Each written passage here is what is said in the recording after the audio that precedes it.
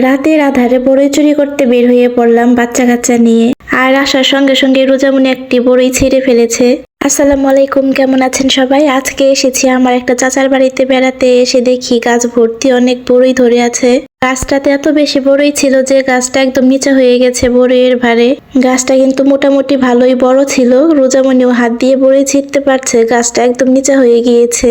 আমরা রাত্রে আসছি, তার জন্য ভালোভাবে বড়ই ছিঁড়তে পারছিলাম না, বোঝা যাচ্ছিল না কোনটা পাকা কোনটা কাঁচা। আর লাইটও ছিল না, অনেক অন্ধকার ছিল। মোবাইলে লাইট জ্বালিয়ে তারপরে আমরা বড়ই ছিঁড়ছিলাম। এত বড়ই দেখে তো লাবি পার রোজামনি কাঁচা বড়ই সহ পাচ্ছিল।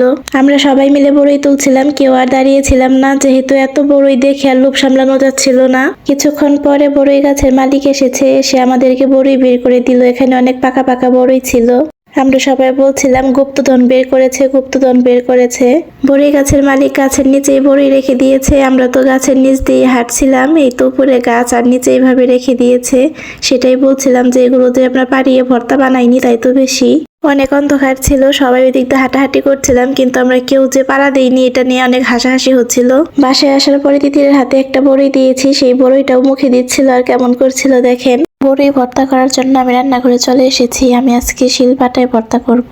অনেক বছর হলো এভাবে ভর্তা বানিয়ে খাই না, আজকে অনেক বছর পর ভর্তা বানাচ্ছি। এভাবে শিলপাটায় ভর্তা বানালে খেতে অনেক ভালো লাগে, সবারই পছন্দ। বড়ই ভর্তা এভাবে বানালে কিন্তু স্বাদটা অনেক বেড়ে যায়, খেতে অনেক ভালো লাগে। আমার সবগুলো বড়ই থেতলিয়ে নেওয়া হয়ে গিয়েছে। এখন আমি ধনিয়া পাতা, কাঁচামরিচ, গুড় আর লবণ দিয়ে ভালোভাবে মেখে নিব। যারা এখনো এইভাবে ভর্তা বানিয়ে খাননি তারা খেয়ে দেখবেন, খেতে কিন্তু ভালো লাগে অনেক। এই তো আমার মজাদার বড়ই ভর্তাটা রেডি। এই ভর্তাটাতে ঝাল, টক, মিষ্টি সব ধরনের স্বাদই পাওয়া যাবে, খেতে অনেক মজা। বড়ই ভর্তা দেখে কার কার খেতে ইচ্ছে করছে, মুখে পানি আসছে, কমেন্ট করে জানাবেন। ভালো থাকবেন আপনারা সবাই, আল্লাহ হাফেজ।